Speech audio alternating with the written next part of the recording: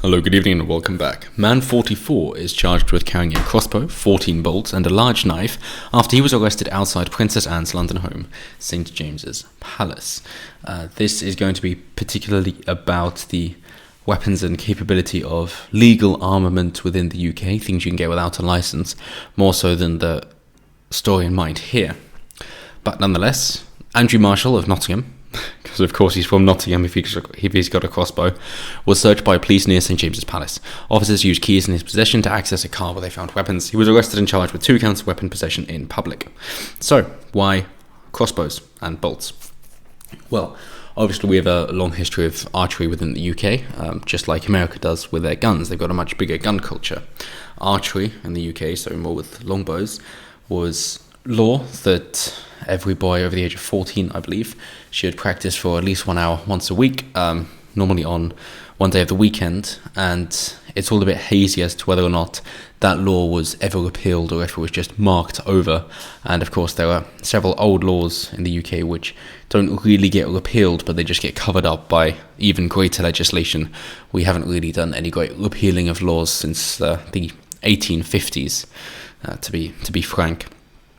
But the point of a crossbow in comparison to a gun, of course, bullets carry more energy than crossbow bolts because they travel quite a lot faster. However, the bolts, being much, much heavier, carry quite a bit more force.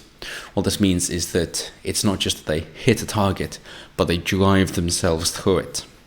So, twinned with the fact that they are reasonably sharp, when it is compared to things that are supposed to be bulletproof, whether that be glass or Kevlar vests, they are useless against the bolts. Because the bolts have that amount of weight behind them, they can drive through Kevlar vests without any issue, really. And similarly with supposedly bulletproof glass, especially, of course, if the bolt is porcelain tipped and it is something as incredibly hard as that. But, moreover, with guns, they are explosive, so there's a lot of recoil as well, but they are also very loud, and you can have suppressors, silencers, muzzle brakes, anything like that in order to, obviously it slows the bullet down, but also reduces the sound considerably. And you can do that with just a empty plastic water bottle, for example, as a very crude suppressor, or a pillow, in fact. But crossbow bolts, other than the whooshing sound of the bolt itself, they are incredibly quiet. So you can scope out a position and fire upon them without giving away your position very easily. And if you're thinking, well, what about rate of fire? Ordinarily with crossbow bolts, they are an advantage on regular bows because, of course, you can cock it and then take aim and not have to hold it in place while you're aiming, because you've already done the difficult bit by putting the main arm down between your legs, pulling the bow back, clicking it into place, and then you can use your whole body. So not only is it in place, you can take aim steadily, but you can use a lot more force and energy because you can use your whole body to cock a crossbow instead of just an ordinary bow and arrow with a long bow, which is predominantly your upper body and that torque there. But you can as well have different cogs and machinery in place to cock a crossbow much easier, an automated winch if you were, and then having a belt to feed in the bolts as well, you can increase the rate of fire of crossbows considerably and tremendously as well. So you can lay siege from a particular area and get through 14 bolts relatively quickly. Not too dissimilar to what you would expect from a traditional bolt action rifle, in fact. Just it's a lot more clunky. And of course he also had a large knife, another thing which isn't legislated against in the UK, as in you can buy a large knife without a license. In fact, you can buy a sword up to 50 inches or longer if it is a traditionally made samurai sword, a katana, the tamahagane steel, for example, which means you can have a sword longer than the general guidelines or the law as it stands if it is traditionally made and therefore more effective. So you can have a long sword if it is really effective at hurting, maiming, and killing people. And as far as their swords go, 50 inches, they're full tang, so that is into the blade as well, so it keeps it from breaking. You can keep that in your home as well. If anybody breaks in, you have to tell them 3 times to leave, and you are armed before you are allowed to use it. And the law doesn't take so kindly on such levels of grossly disproportionate violence.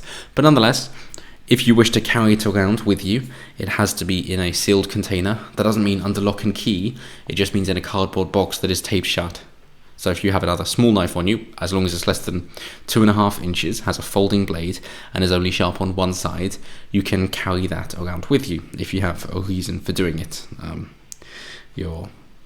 For whatever it might be. You might just have a job where you need to be able to cut things like tape or wires or cables, anything like that. You name it. A small knife is incredibly useful, and the 2.5 inches, so as they say, it's got to fit in your hand, foldable, not spring-loaded, and only sharp one side. Yes, that is legal. And yes, I do know that people have been arrested for carrying potato peelers out as well, so just make sure that your reasoning is sound. But you can use that to then open up the bigger box, which has your sword in as well. So if you are stopped on the way to, or if you are stopped while you're concerned about defending yourself, you are still following the law by just transporting your sword from one place to another, and it is in a sealed box. It's fine. You can take this on the London Underground as well. It looks a bit like an oboe. Doesn't matter. It is completely legal. Same thing with buying crossbows, and you can normally buy crossbows from the same place you can buy swords. You can buy one. They will ask for your address, but that's about it. It might just be an email address. In fact, for some of them, they don't need much of your details at all. And of course, you can fake this quite easily because they don't follow up. So you can say whatever you want, and then you do own a crossbow. And the bolts themselves, of course, you can purchase them, or they are quite easy to make themselves. You just need the right diameter for your crossbow, and then about 6 to 8 inches long. You could use stainless steel, for example.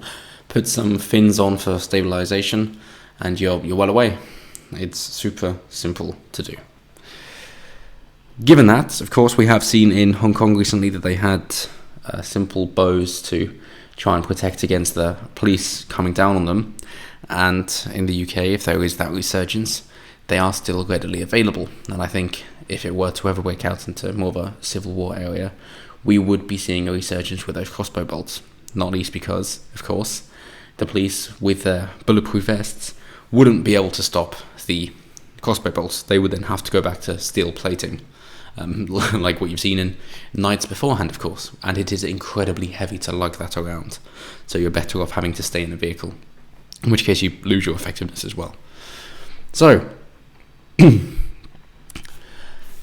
Andrew Marshall, 44, from Nottingham, was searched by police as he walked through the mall area around St James's Palace on the night of July 20th last year. Officers used a set of keys found in his possession to access a vehicle in the car park of the palace. It was there that they found a crossbow, 14 bolts, and a large knife, as well as a pair of latex gloves, according to The Sun. And if you're thinking latex gloves to stop fingerprints, by all means. And then if you want to go even down further in the rabbit hole, when it comes to things like ice bullets, if you compress the ice from water, then the bullet is going to melt. But if you compress the ice from CO2, so dry ice, that isn't an issue. Moreover, it isn't the case that it will then melt when it hits the target and be watery, but of course it creates carbon dioxide. It doesn't turn into a liquid, it just goes straight from a solid to a gas. It boils off, if you will. And therefore it's even better to not be traceable. The concern is, of course, the rifling from the gun in order to find who fired it. You can use shotguns to stop the rifling, but they're less accurate. The rifling is what rotates the bullet, similarly to stabilization for arrows. They use fins instead of rotating, but it's a similar idea for accuracy over distance. So the 44-year-old was arrested and charged with one count of possession of an offensive weapon and another possession of a bladed article. Marshall is yet to enter a plea and was yesterday bailed by Westminster magistrates to appear at Southwark Crown Court on March 19th on the condition that he will remain in hospital until that date. Last night, a spokesman for the Metropolitan Police told Mail Online he was not aware whether a man had been charged with possessing offensive weapons outside a royal palace or not, and could not find out at this time of night. He said he could see some information about someone being arrested, but because the Sun had reported the man had been charged, he could not give that information out. And there's just a location of lovely capital city, of course. But this was just to give you an idea of what you can do in the UK, of course. Not that they would like you to be carrying these things around, as it is an offence to be doing so. But if you are part of a club, just like you could be with a gun club, then you can take these things to your ranges, your shooting ranges. With a gun, of course, you have to have it locked in a separate gun cabinet, and it's got to be disassembled, and you're not allowed to use it for self-defense at all. But if it is a bow or a crossbow, then you can have it lying around. Nothing wrong with that. You can even practice in your garden if you want. They don't like you doing that with the guns, though. But bows and crossbows, go ahead. So that's just something to keep into consideration. And of course, if you are practicing archery, it's a great little sport and exercise, and good for your breathing and meditation. So if you have a sufficient sized garden or a communal alleyway that people get on board with, or just going to a local club, then do have a look. It's a lot of fun, even if it is rather patient requiring. But do go check it out. But until next time, as always, have a good one, and I will see you next time.